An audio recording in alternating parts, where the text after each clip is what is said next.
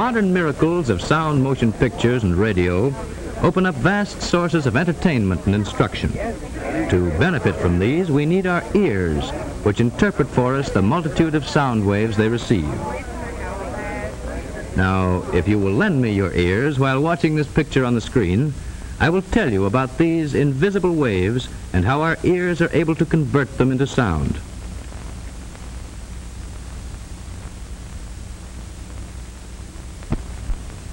We all know that if a pebble is dropped into water, ring-like ripples spread in all directions over the surface.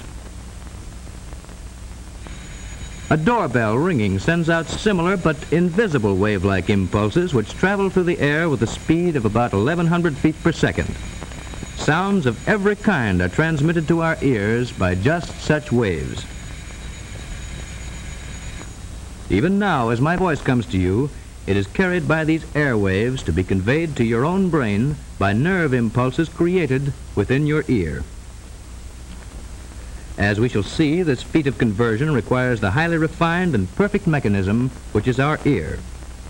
To begin with, air impulses are caught by the outer shell and directed into the ear canal. Now let us look into this canal by using a specially designed instrument like this otoscope, which is used by physicians when examining our ears. There in the center we see a small disc, which is the drum membrane. Now here it is at very close range and very much enlarged. Sound waves beat against this membrane as drumsticks beat upon a kettle drum or tympanum. So it is naturally called the tympanic membrane. It lies a little more than an inch from the outer opening and completely shuts off the eardrum from the ear canal, just as a drumhead completely covers a drum. Hidden immediately beyond this barrier lies the oddly shaped and highly specialized organ which by far surpasses any instrument of human invention in its ability to detect and to interpret sounds of every conceivable kind and degree. It is indeed rightly called the most remarkable mechanical system in the human body. And now let us examine the general position of this apparatus when seen from the front. Here is the ear canal and the more internal parts which have an outlet into the throat. The Eustachian tube. This important connecting passage opens just above the tonsil. Like other important sense organs, the ear lies close to the brain. All sound waves entering the ear are converted into nerve impulses. These impulses are conveyed to the brain by the auditory nerve, the shortest path to the auditory center, which controls the organ and where sound perception or hearing is located.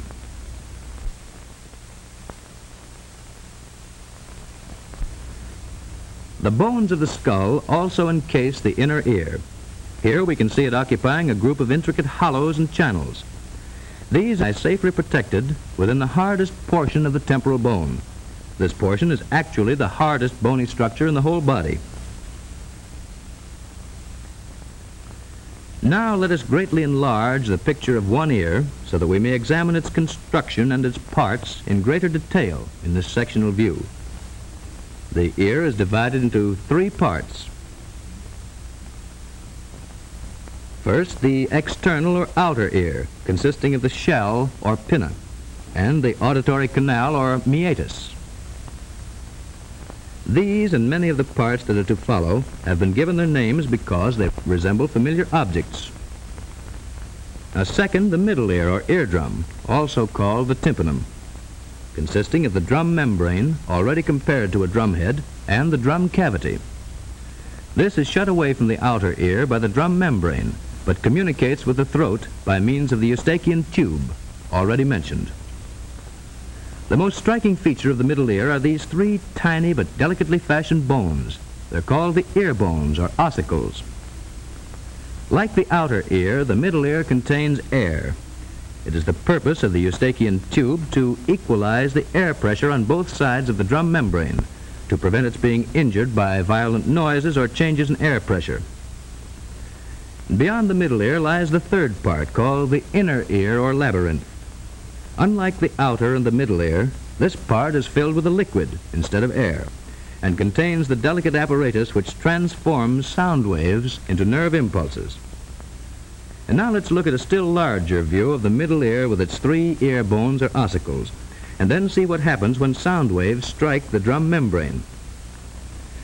This bone, consisting of a head and handle, is called a hammer or malleus, and is fastened by the handle to the drum membrane. United to the malleus by a joint is the anvil or incus, which in turn touches the stirrup or stapes. The footplate of the stirrup is attached by a movable ligament to an opening, which is called the oval window.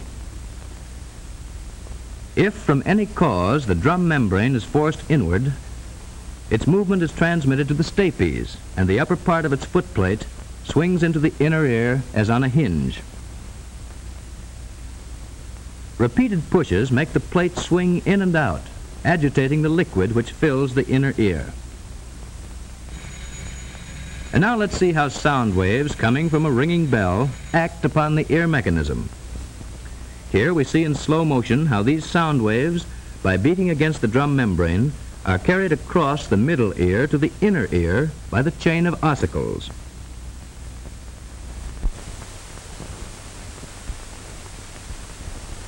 The inner ear, or labyrinth, contains the minute but extraordinary mechanism which finally converts sound waves into nerve impulses. If the eardrum should be destroyed, sound waves could still reach the inner ear through the surrounding bone and cause some sensation of hearing. But destruction of the labyrinth itself causes complete deafness. The labyrinth, as its name implies, consists of a maze of passages or tunnels hollowed out of the solid surrounding bone. These passages are loosely lined with a skin or membrane. Now, if we remove its surrounding bone, we reveal the shape of the entire labyrinth as it is formed by its lining membrane. Part of the labyrinth consists of these 3 ring-shaped passages called the semicircular canals. These, however, only aid the body in keeping its balance and need not be considered in connection with hearing. Our real interest is in this rounded portion with the 2 small openings, and of course the part with which it is united and which looks like the shell of a snail.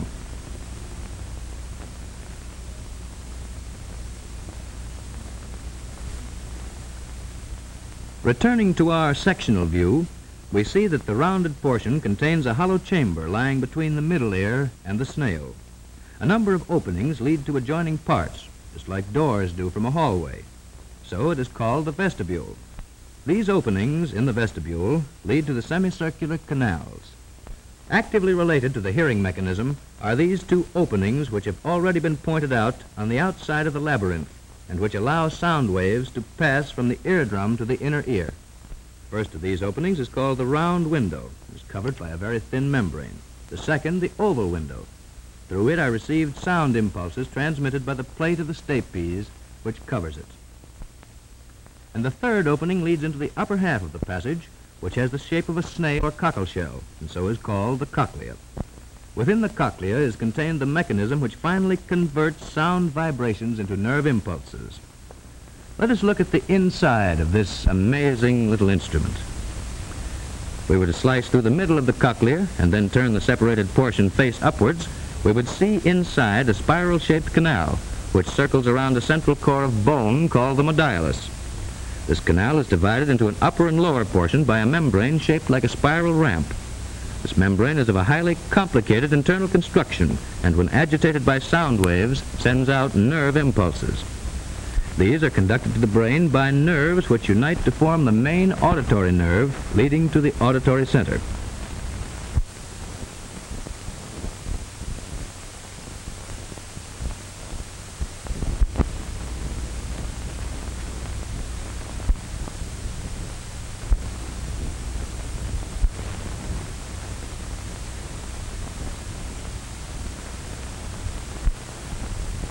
Now let's look at a simple diagram of the cochlea and its action.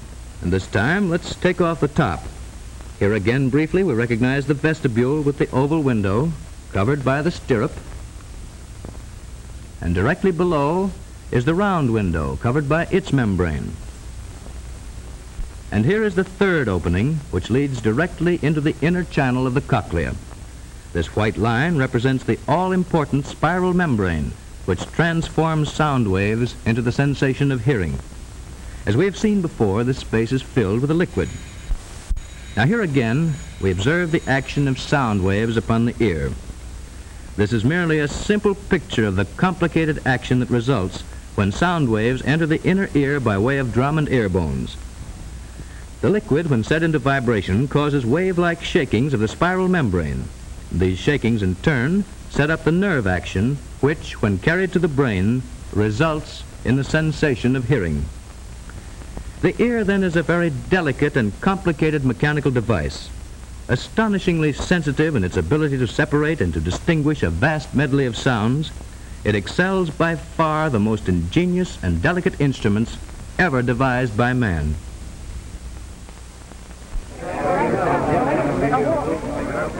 While we possess the great blessing of good hearing, let us always strive to protect and to preserve this most precious gift of nature.